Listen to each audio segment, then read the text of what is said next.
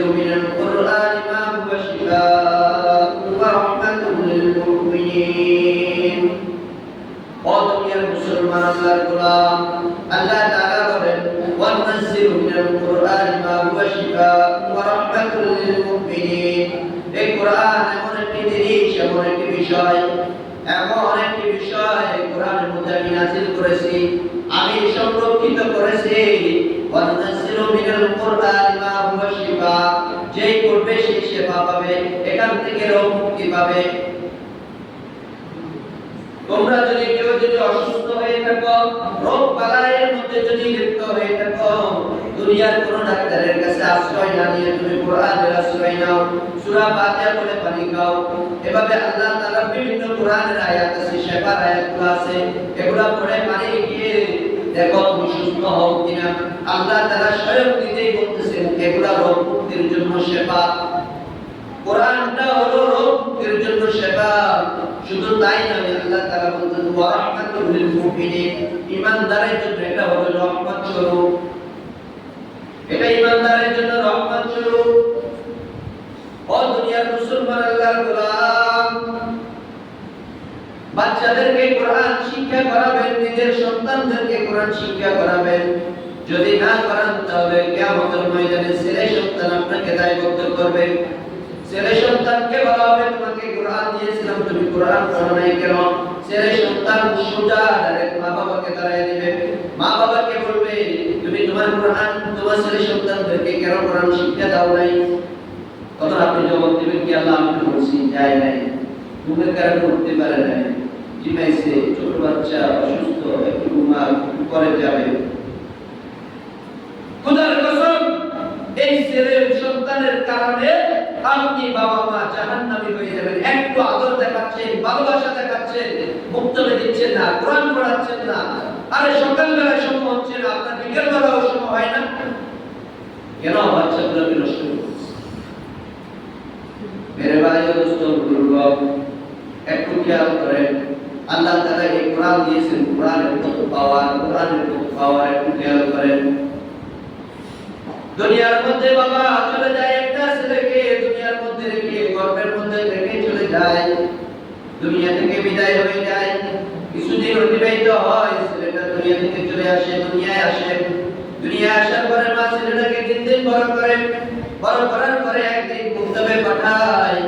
ছেলেটা ছোট বাচ্চা মাদ্রাসার মধ্যে গিয়ে পড়ে আউযু বিল্লাহি মিনাশ শাইতানির রাজীম, বিসমিল্লাহির রাহমানির রহিম।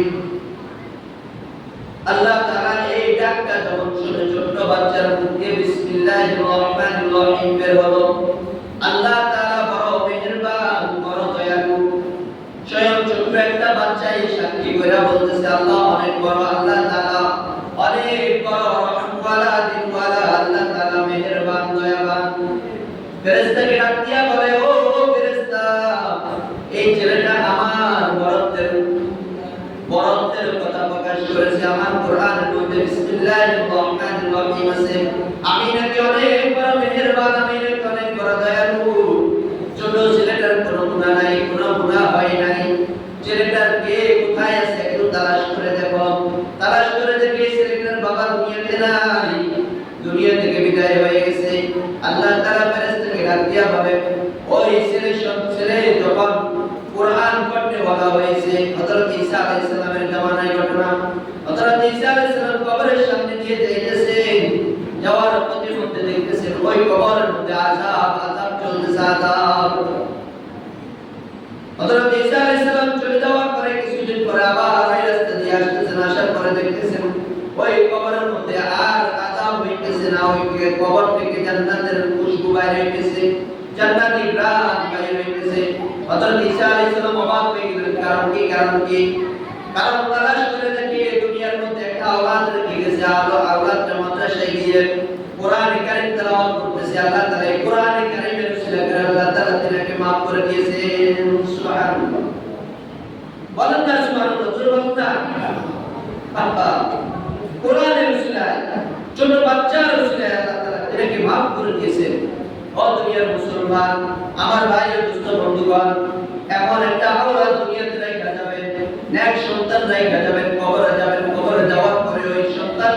কোরআন কারীম তেলাওয়াত করবে, কোরআন কারীম তেলাওয়াত করার সাথে সাথে আপনার কবর আযাব মাফ হয়ে যাবে।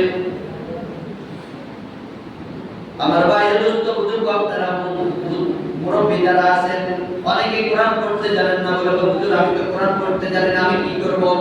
ছোট্ট একটা ঘটনা বললে আপনাদের বুঝে আসবে। একদিন এক লোক মারা যায়, মারা যাওয়ার পরে ওই লোককে দাফন কাফন করার জন্য কেউ নাই কি করবে? হিন্দুস্তানের ঘটনা। এভাবে মানুষদেরকে ডাকাডাকি করতেছে, কে এই লোককে দাফন কাফন করবে, কেউ তো কিছুই জানে না। কিছুক্ষণ পরে একজন লোক রাস্তা দিয়ে হেঁটে যাচ্ছে, একজন অফিসার, পাঞ্জাবি গায়ে দেওয়া, অনেক বড় হুজুরের মতো লাগে, তিনাকে ডেকে ধরে নিয়ে আসলেন, বললেন যে ওনাকে একটু দাফন কাফন করতে হবে, আমরা তো কিছুই জানি না, আপনি একটু মেহেরবানি করে ওনাকে একটু দাফন কাফনের ব্যবস্থা করে দেন। তিনি বলতেছে আমার সময় নেই, আমার চাকরির সময় হয়ে গেছে। তিনাকে আপত্তি বিনতি করে ওনাকে ধরে এভাবে ওখানে দাফন কাফন এভাবে সম্পূর্ণ করলেন। ওই লোকটা দাফন কাফন করে চলে আসার পরে তিনি ডাক দিয়ে বলতেছেন আমি চলে যাচ্ছি, আমার আর সময় নাই। কিছু দূর যাওয়ার পরে পকেটে হাত দিয়ে দেখে ওনার গুরুত্বপূর্ণ যে ডকুমেন্টসগুলা, কাগজপত্রগুলো পকেটের মধ্যে নাই। তালাশ করে দেখে কই গেল। তিনার পাশে যে খাদেমটা আছেন, খাদেম বলতেছেন ও হুজুর আপনি মনে হয় ওখানে দাফন কাফন করার সময় ওখানে মনে হয় রেখে আসছেন। ওখানে আবার গেলেন, যাই দেখলেন কোথাও নাই। স্মরণ করছে যত সম্ভব পকেটে থাকার কারণে যখন ভুল হয়েছে মনে হয় কবরের মধ্যে পড়ে গেছে। এলাকার মানুষদেরকে ডাক দিয়ে বলতেছে মনে হয় আমার কাগজপত্রগুলো ওখানে পড়ে আছে, যদি আমার কাগজপত্রগুলো যদি না থাকে তাহলে আমার চাকরি চলে যাবে, আমার ছেলে সন্তান এগুলো না খেয়ে মরে যাবে। এভাবে তাদেরকে যখন বলা হলো, তিনারা আদেশ করলেন যে হুজুর আপনার কাগজপত্রগুলো তো উদ্ধার করতে পারবেন। তিনাকে মাটি দেওয়া হয়েছে, অল্প কিছুক্ষণ হয়েছে, বেশি দেরি হয় নাই। আপনি চাইলে কবরটা একটু খনন করে এখান থেকে আপনার ডকুমেন্টসগুলো নিতে পারেন।